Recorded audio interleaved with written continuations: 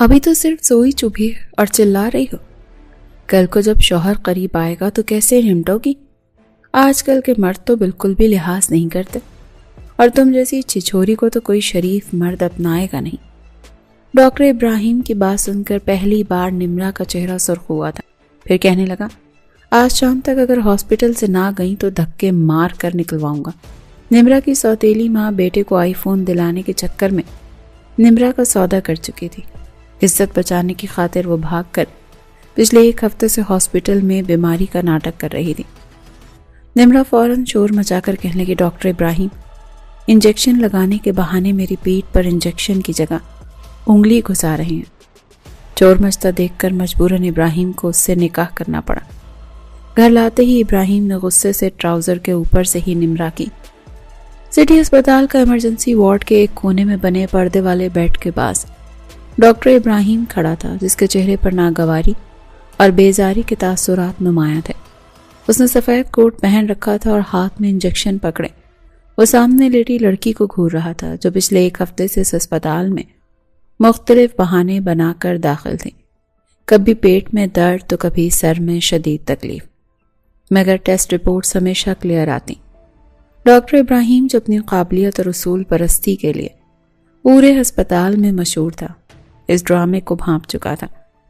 उसने इंजेक्शन की सुई को हवा में झटका और सख्त लहजे में निम्रा के बाजू को पकड़ते हुए कहा, बाजू सीधा करो वरना मैं यहीं छोड़कर चला जाऊंगा। निम्रा जो जर्द चेहरे और खौफजदा आंखों के साथ सुकड़ी सिमटी लेटी थी, उसने कपकपाते बाजू आगे किया। जैसे ही सुई की नोक ने उसकी जिल्द को छुआ तो वो जोर से चीखी, आह दर्द हो रहा है। डॉक्टर इब्राहिम ने गुस्से से उसे देखा और तंजिया मुस्कुराहट के साथ बोला, अभी तो सिर्फ सुई चुभी है और चिल्ला रही हो। कल को जब शौहर करीब आएगा तो कैसे निपटोगी? आजकल के मर्द तो बिल्कुल भी लिहाज नहीं करते, और तुम जैसी छिछोरी को तो कोई शरीफ मर्द अपनाएगा भी नहीं। डॉक्टर इब्राहिम की बात सुनकर पहली बार निम्रा का जर्द चेहरा शर्म और सुर्ख से गुस्से से सुर्ख हुआ था। उसकी आंखों में नमी तैरने लगी, मगर इब्राहिम को उस पर ज़रा रहम ना आया। वो फौरन बात को संभालते हुए कहने लगी कि क्या मतलब है आपका? कहना क्या चाहते हैं आप? क्या आपको मेरी बीमारी एक ड्रामा लग रही है? मुझे तो लगता है कि शायद आपने डिग्री ही जाली ले रखी है। अगर आप सच के असल वाले डॉक्टर होते तो कभी भी मुझे ये ना कहते।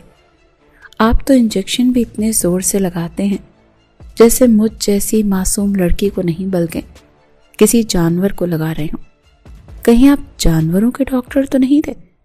जानवरों के अस्पताल में नौकरी नहीं मिली तो यहाँ मुझ जैसी मासूम इंसानों को तकलीफ देने के लिए आ गए। तभी तो आपके इलाज से पहले मुझे कोई फ़र्क नहीं पड़ा। कभी पेट में दर्द हो जाता शुरू, कभी टांगों में, और कभी तो दिमाग फटने को पहुंच जाता है। निम्रा चेहरे पर मासूमियत सजाकर बोली तो डॉक्टर इब्राहिम का पारा हाई हो चुका था। इतना काबिल डॉक्टर अमेरिका से डिग्री लेकर आने वाले को वो ऐसा कह रही थी। इब्राहिम कहने लगा, चुप, बिल्कुल चुप, तुम्हारी असलियत मैं जानता हूँ। खबरदार जो मेरी काबिलियत पर शक किया था। जानवरों को डॉक्टर कह रही हो मुझे? ये इंजेक्शन ऐसी जगह लगाऊंगा ना कि किसी को बताने के काबिल भी नहीं रहोगे कि कहाँ सुई चुभी है। पता नहीं क्या सोचकर यहाँ पर तुमने डेरा डाल रखा है। वो अपना सामान समेटते हुए मजीद तल्ख लहजे में बोला, आज शाम तक अगर हॉस्पिटल से ना गई ना तो सिक्योरिटी गार्ड से कहकर धक्के मार कर निकलवाऊंगा। ये अस्पताल है, कोई मुसाफिर खाना नहीं जहां तुम मुफ्त की रोटियां तोड़ने बैठी हो। ये कहकर इब्राहिम मुड़ने ही लगा था कि निम्रा के जहन में एक धमाका हुआ।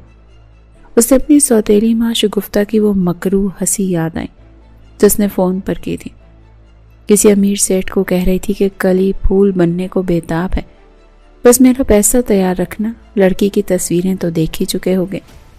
निम्रा जानती थी कि अगर आज वो अस्पताल से निकली तो उसकी इज्जत और ज़िंदगी दोनों ख़त्म हो जाएंगी। उसके पास बचने का सिर्फ एक ही रास्ता था कि इंतहाई घटिया और ख़तरनाक रास्ता। डॉक्टर इब्राहिम वहाँ से मुड़ ही रहा था जब उसने अगले ही लम्हे फैसला किया।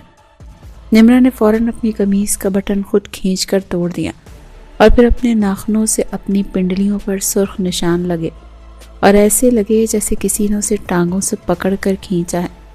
ساتھ ہی اس نے زور سے اپنی گردن کو بھی کھروچ کر رکھ دیا، جس سے صاف لگے کہ کسی نے اسے گردن سے بڑی سختی سے پکڑ کر دبوچا ہے۔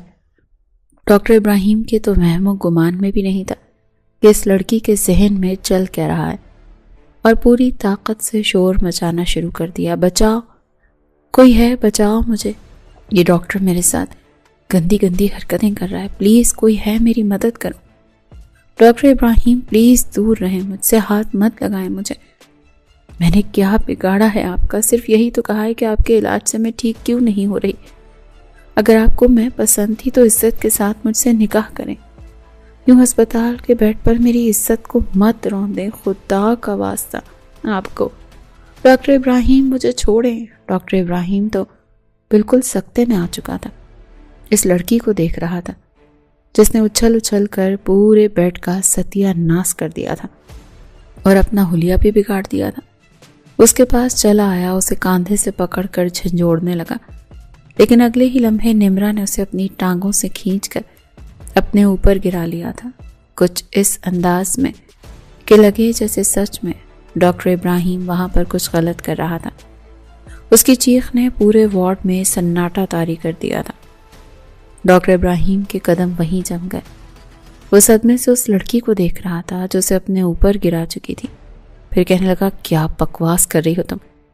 لیکن نمرا اب رکنے والی نہیں تھی، وہ بستر سے نیچے گری اور روتے ہوئے چیخنے لگی، ڈاکٹر ابراہیم انجیکشن لگانے کے بہانے میری پیٹھ پر انجیکشن کی جگہ انگلی گھسا رہے تھے، یہ بدتمیز ہیں، یہ شیطانی ارادے رکھتے ہیں، خدا را مجھے بچاؤ۔ لمحوں میں وہاں تماشائیوں کا ہجوم اکٹھا ہو گیا، نرسیں، وارڈ بوائے اور مریضوں کے لواحقین سب نے ڈاکٹر ابراہیم کو گھیر لیا۔ ابراہیم کا چہرہ غصے اور بے یقینی سے سفید پڑ گیا، جھوٹ بک رہی ہے یہ لڑکی، میں نے اسے ہاتھ بھی نہیں لگایا۔ ابراہیم نے لوگوں کو سمجھانے کی کوشش کی، مگر جذباتی ہجوم منطق کہاں سنتا ہے۔ ایک بزرگ آگے بڑھے اور ابراہیم کا گریبان پکڑ لیا، شرم نہیں آتی ڈاکٹر صاحب؟ یہ بیٹیوں جیسی ہے اور تم ہسپتال میں یہ گند گھول رہے ہو؟ نمرا کونے میں بیٹھی مگرمچھ کے آنسو رو رہی تھی، حالانکہ اس کا دل خوف سے ڈوب رہا تھا۔ وہ جانتی تھی کہ وہ ایک بے گناہ انسان پر بہت بڑا بہتان لگا رہی ہے، مگر اپنی عزت بچانے کے لیے اسے دوسرے کی عزت داؤ پر لگانی پڑی۔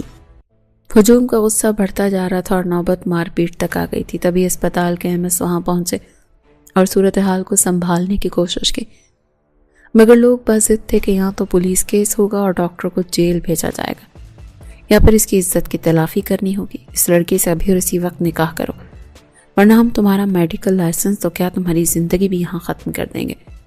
ہجوم میں سے کسی نے آواز بلند کی اور باقی سب نے تائید کی۔ ڈاکٹر ابراہیم کو لگا جیسے وہ کسی برے خواب کا حصہ ہے۔ وہ شہر کا نامور سرجن اور آج ایک معمولی سی لڑکی کے جھوٹ کی وجہ سے سرے بازار رسوا ہو رہا تھا۔ اس نے نمرا کی طرف دیکھا جو چہرہ چھپائے رو رہی تھی۔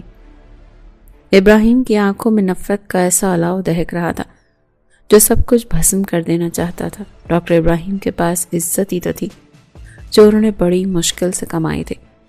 اس لڑکی کو دیکھ کر اس کے پاس چلا آیا، کاندھوں سے پکڑ کر جھنجھوڑ کر کہنے لگا، دشمنی کیا ہے تمہاری مجھ سے؟ چاہتی کیا ہو تم؟ میں تو کبھی سوچ بھی نہیں سکتا تھا کہ ایک لڑکی اس حد تک بھی گر سکتی ہے۔